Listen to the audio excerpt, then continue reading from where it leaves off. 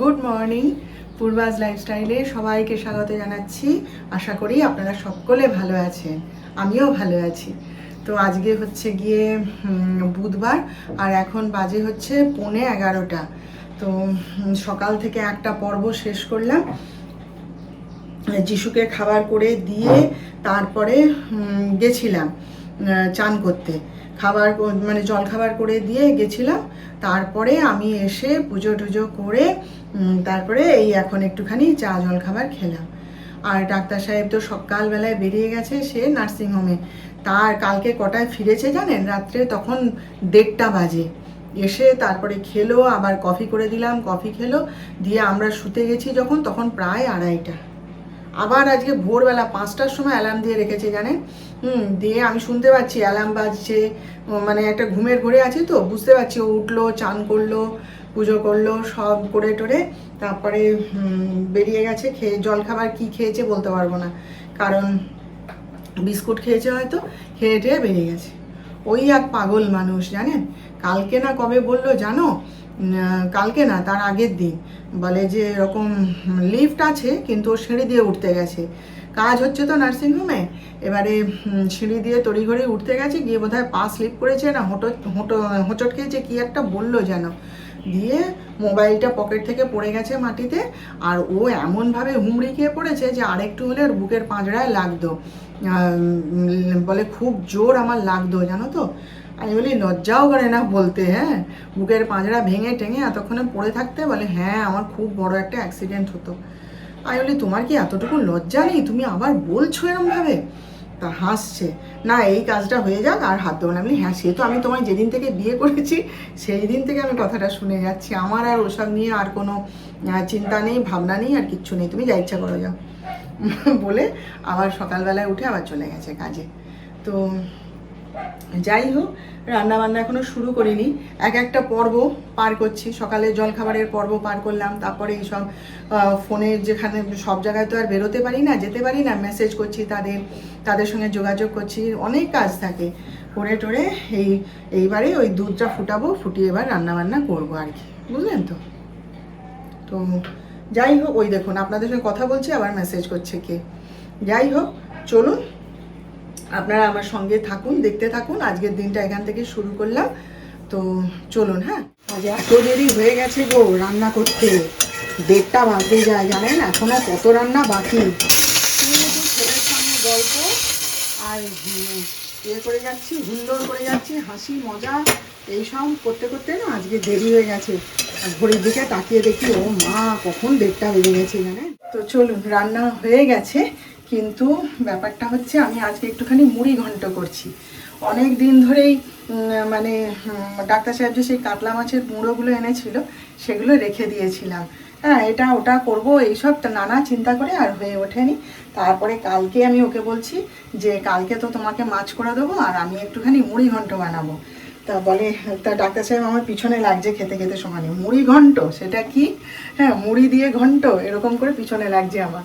তো সকাল থেকে মাছের মাথাটা ভিজিয়ে রেখে দিয়েছিলাম, তা সে লাস্টে না মানে কি বলবো বলুন তো, ওই যে বললাম না সকাল থেকে ব্যস্ত ছিলাম, ওই জন্য লাস্টে আর মানে ভাবছিলাম যে দূর ছেড়ে দেবো যা। তারপরে যিশুরও খাওয়া হয়ে গেল, ডাক্তার সাহেবেরও রান্না টান্না সব হয়ে গেছে, তারপরে ভাবলাম না একটুখানি বসিয়েই দিই, হতে থাক না, আমার কাজ করতে করতে হয়ে যাবে আর খাওয়াও হয়ে যাবে। দিয়ে কালকে যদি আমি না খেতে পারি বলুন, সেটাও তো একটা কথা, চিন্তা করতে হবে। কালকে বলে কোনো কাজ রেখে দিতে নেই জানেন, আমার ঠাকুমা বলতো কাল বলে কোনো কাজ রেখে দিতে নেই দিদি। হ্যাঁ, সেই জন্যে ভাবলাম না বাবা, ইচ্ছা হয়েছে যখন তখন বসিয়েই দিই। তাই এইটা হয়ে গেলেই ব্যাস, আর কোনো তাড়া নেই, এবারে খেয়ে নেবো ভাত, এই হচ্ছে ব্যাপার। আর আমার শ্বশুরবাড়িতে না মুড়ি ঘন্ট মানে ওরা কি বোঝে বলুন তো, ওই যে মুগ ডাল দিয়ে মাছের মাথা দিয়ে যেটা করে ওইটাকেই ওরা বোঝে মুড়ি ঘন্ট। কিন্তু আমার বাপের বাড়িতে মুড়ি ঘন্ট মানে ওই যে গোবিন্দভোগ চাল দিয়ে বানায়, সেইটা মা করতো। আমার বাবা ভীষণ ভালোবাসতো খেতে, আর আমার মা বানাতো দুর্দান্ত। মুড়ি ঘন্ট পেলে না আমার মনে হতো আমি পুরোটা ভাতটাই ওই দিয়ে খেয়ে নিই। আর গোবিন্দভোগ চাল টাল তো আমি খেতে পারবো না সেভাবে, অত খাই মানে অত এবারে সেদ্ধ ভাত খাবো আবার গোবিন্দভোগ চাল খাবো, অত কি দরকার। তাই একটুখানি ভাত দিয়েই বানিয়ে নিচ্ছি, আমি তো একা খাবো, কেউ তো খাবে না, আমার মা খুব ভালো বানাতো জানেন, শ্বশুরবাড়িতে এসে যখন বলছি মুড়িঘণ্ট মুড়িঘণ্ট, ওরা বুঝতেই পারছে না, বলে এটাই তো মুড়িঘণ্ট, সে আবার কি খাবার, কিন্তু আছে। আপনারা যারা জানেন তারা জানেন, দারুণ লাগে খেতে বলুন। আমি তো খুব ভালোবাসি, আমার খুব প্রিয় খাবার, আর ওটা তো আমার খাওয়াই যাবে, ওই জন্য আমি প্রাণ ভরে খাই। দেখিয়েই দিই, এই যে আমার মুড়িঘণ্ট, ওরে বাবারে এত ভালো হয়েছে, এত ভালো হয়েছে, আমি নামিয়েই 2 চামচ খেয়ে নিয়েছি জানেন, আর লোভ সামলাতে পারিনি গো, দারুণ হয়েছে খেতে। আর এই যে মাছের ঝোল, এখানে হচ্ছে ডাঁটা, আলু, শিম, তারপরে বিনস সব দিয়ে একটা সবজি করে দিয়েছি, আজকাল খুব ভালো খাচ্ছে। এই যে এখানে আলু ভাতে, আর এই যে 5 মিশালি ডাল, ব্যাস। ও আর এখানে আছে এই যে আমার জন্য তরকারি আলু ছাড়া, আর উচ্ছে ভাজাটা আজকে আর করে উঠতে পারলাম না, আর আমি আর পারছি না, এখন থাক, কালকে খাবো। আসল কথাটা কি জানেন, সবাই তো বন্ধু হতে পারে না, আর সবাই হচ্ছে মানে পরম আত্মীয়ও হয় না। আমি আমার অভিজ্ঞতা দিয়ে বলছি, আমার অভিজ্ঞতা, আমার বয়সটা তো কম হলো না, অভিজ্ঞতাও অনেক, এমন কিছু কম অভিজ্ঞতা নয়, তাই বলছি যে সবাই বন্ধু হতে পারে না, সবাই পরম আত্মীয়ও হয় না। আমার উন্নতিতে বা আপনার উন্নতিতে সবাই যে খুশি হবে, সবাই আপনার পাশে থাকবে, তা কিন্তু কখনোই হয় না, তাই না বলুন? সেই আর কি। তো সেদিনও যারা আমার পাশে ছিল, আজও যারা আমার পাশে আছে এবং ভবিষ্যতেও হয়তো থাকবে, তাদেরই আমি আমার পরম, কি বলবো, পরম বন্ধু মনে করি, পরম আত্মীয় বলেই মনে করি। আমি আমার মতন, আমাকে এইভাবেই যারা নিতে পারে, আমি তাদের সঙ্গেই মিশি, তারাই আমার পাশে থাকে। যারা আমাকে পছন্দ করতে পারে না, আমার সঙ্গে কথা বলে যাদের ভালো লাগে না, যারা আমাকে অহংকারী মনে করে, বা যারা আমার কি বলবো, আমার উন্নতিতে যারা ঈর্ষান্বিত হয়, তাদের আমার পাশে আমি কোনোদিন তাদের প্রয়োজনও মনে করিনি, তাদের সঙ্গে আমি কথাও বলি না, তাদের আমি পাশে কোনোদিন ডাকিও নি, আর তাদের সাহায্যেও আমি কোনোদিন এগিয়ে যাইনি। আগে গেছি, কিন্তু এখন আর যাব না, পণ করে নিয়েছি। তো সেই রকমই এই যে দেখুন, আমার যারা মানে ভিডিও নিয়ে কথা বলি, আমার যারা সাবস্ক্রাইবার বন্ধু আছেন, তাদের মধ্যে আমি যখন ভিডিও শুরু করেছিলাম ব্লগ করা, তখন অনেকে ছিলেন, আজ কিন্তু তারা নেই, সেটা আমি জানি, আমার আনসাবস্ক্রাইব করে দিয়েছেন তারা আমাকে, কিন্তু এমন মানুষও আছেন যারা সেদিনও আমাকে সাবস্ক্রাইব করেছেন, আমার যখন আমি পারছি না, আমার উন্নতি হচ্ছে না, আমি এক জায়গায় দাঁড়িয়ে রয়েছি, তখনও কিন্তু তারা আমাকে সমানভাবে উৎসাহ দিয়েছেন, এবং আজও তারা আমার পাশে আছেন। আমি জানি, কারণ আমি ভিডিও ছাড়ার সঙ্গে সঙ্গে তারা আমাকে কমেন্ট করে নোটিফিকেশান দিয়ে দেয় যে আমরা তোমার পাশে আছি।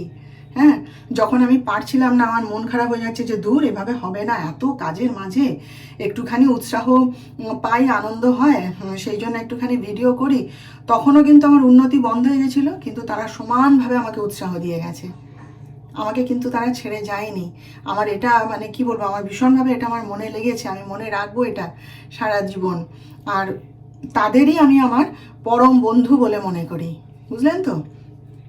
তো সেই রকমই কিছু বন্ধুর সাথে আজকে সকালবেলায় কথা হচ্ছিল, হাসি মজা গল্প, সবার সঙ্গে বেশিক্ষণ কথা বলতে পারিনি, কারণ কাজ তো, কাজের মাঝে করতে হয়, সবাইকে টাইমে খেতে দিতে হবে, নিজেও টাইমে খেতে হবে, সব কিছুই থাকে। তো ওই একটু একটু করে 5 মিনিট 10 মিনিট করে সবার সঙ্গে কথা বলেছি, তো ভালো লাগলো। এরা কিন্তু মানে আমি ফোন না করলেও ওরা আমাকে ফোন করবে, জানেন, খোঁজ খবর নেবে, মেসেজ করবে, সবাই তো ব্যস্ত না, সবারই তো কাজ আছে, তো তার মাঝেও যে এরা আমার যোগাযোগ রাখে, এটা আমার অনেক বড় পাওয়া। আর যারা রাখে না, রাখতে চায় না, তাদের সঙ্গে আমি জীবনেও যাব না, কথা বলতেও যাব না, তাদের সঙ্গে আমি সম্পর্কও রাখতে চাই না, বুঝলেন? তো যাই হোক, চলুন, গ্যাস ট্যাস পোছা হয়ে গেছে, আর বেসিনে যে কটা বাসন আছে পরে ধোবো, একবারে খাওয়া দাওয়া সব শেষ হয়ে যাক, তারপর ধুয়ে নেবো। চলুন একটুখানি বিশ্রাম নিয়ে দেখাই, চলুন আপনাদের কি কি রান্না করলাম। স্টাইল করে সাজুগুজু করে থাকা সত্যিই কঠিন জিনিস, বুঝলেন তো?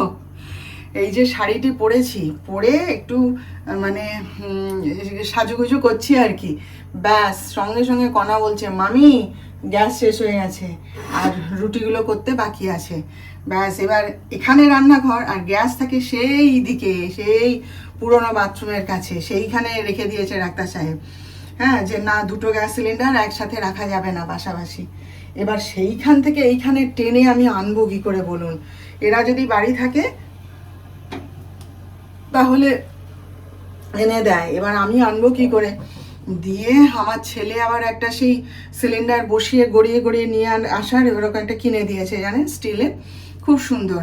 আমার আগে একটা এরকম লোহার ছিল, তারপরে আমার কষ্ট হয় বলে যিশু অনলাইনে কিনে দিয়েছে। তা সেইটার উপরেই বা বসাবো কী করে? অত ভারী সিলিন্ডার তুলে ওর উপরে বসাবো, আমার তো কোমরে যদি লেগে যায় হ্যাঁচকা, ব্যাস তাহলে তো হয়ে গেল। ভাগ্যিস ছেলেটা ঘরে ছিল, নইলে কণাকে বলতে হতো চ দুজনে তুলি। তো ছেলেটা ঘরে ছিল, গিয়ে সিলিন্ডারটা তুলে ওই এটার উপরে বসিয়ে দিল, দিয়ে তাকে আবার গড়িয়ে গড়িয়ে এখানে নিয়ে এলাম। আসতে কণা বলে সরো আমি লাগিয়ে দিচ্ছি। তা সে শাড়ি খুলে হাউস কোট পরে নিয়ে গেছি, জানেন, যে না বাবা শাড়ি পরে ওই টেনে নিয়ে আমি আসতে পারবো না। আবার শাড়ি খুললাম, খুলে হাউস কোট গায়ে দিলাম, দিয়ে তারপরে ওই সিলিন্ডার টেনে এখানে এনে কণা যতক্ষণে রুটি করছে আবার শাড়ি পরলাম। বলুন দেখি, সাজের আমার কি চোট, কি আমার ইচ্ছা সাজগোজ করার, স্টাইল করার, হ্যাঁ। ওই একটু ঘরে সারাদিন কাজকর্ম করি, সকালবেলায় তো কাজ থাকে বলে এ করে দিই, কি বলে, চুড়িদার পরে প্লাজো পরে করে ও করে কাজ করি।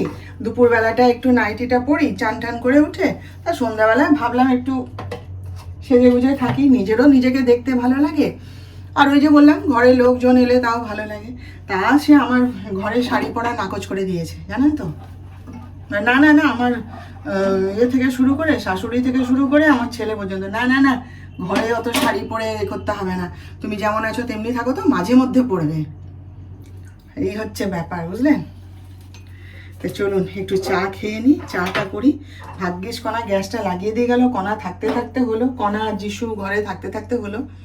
আগে যখন যিশু এ ছিল না, কি বলে, বাইরে ছিল মুম্বাইতে, তখন গ্যাস শেষ হলে কী করতাম বলুন তো? তখন তো আর রান্নার লোক টোক এসব ছিল না, ডাক্তার সাহেব এবারে চেম্বারে রয়েছে, তখন ওই আমার যে ক্লিক গ্যাসটা আছে ওইটাকে সিলিন্ডারটা ভর্তি করে রেখে দিতাম। দিয়ে এবার ও বড় সিলিন্ডার তো টেনে এনে এখানে লাগাতেও পারবো না, আর এ করতে পারবো না, অত টানতে পারবো না, আর আমাকে বারণও করা ছিল। তা আমি ওই গ্যাস শেষ হয়ে গেলে ডাক্তার সাহেব যদি ঘরে না থাকে ওই ক্লিক গ্যাসটা জেলে তাইতে রান্না করতাম। তারপরে ও আবার যখন নার্সিংহোম থেকে ফিরতো, ফিরে আবার বড় গ্যাসটা লাগিয়ে দিত। এইভাবে করতাম কাজ, জানেন। তো চলুন, হ্যাঁ, চাটা খেয়ে নিই। এই যে আমার আর যিশুর জন্যে একটু আলু ভাজা আর বেগুন ভাজা, যিশু অন্য কিছু খাবে না, বললে একটু আলু ভাজা করে দাও। আর ডাক্তার সাহেবের জন্য কিছু করা হয়নি, কারণ এই যে দেখুন, ও বেলায় সেই যে ডাঁটা আলু সবজি করেছিলাম পুরো তেমনি ধরে রেখে দিয়ে চলে গেছে। সে তো শুধু ডাল আলু ভাতে আর মাছ আর কি খেয়ে নিয়ে দৌড় দৌড় দৌড়, কিছু খায়নি। তো এটা রেখে দিয়েছে, বলছে রাত্রেবেলায় রুটি দিয়ে খাবো, তো হয়ে গেল। তো দেখিয়ে দিলাম আজকে আমরা আমাদের রাতের খাবারের কি ব্যবস্থা। তো এই সঙ্গেই আজকের ভিডিওটা এখানেই শেষ করে দিচ্ছি। আপনারা সবাই ভালো থাকবেন, আমাদের আবার দেখা হবে। আর আজকের ভিডিওটা ভালো লাগলে একটা লাইক, শেয়ার ও সাবস্ক্রাইব করে প্লিজ জানিয়ে দেবেন।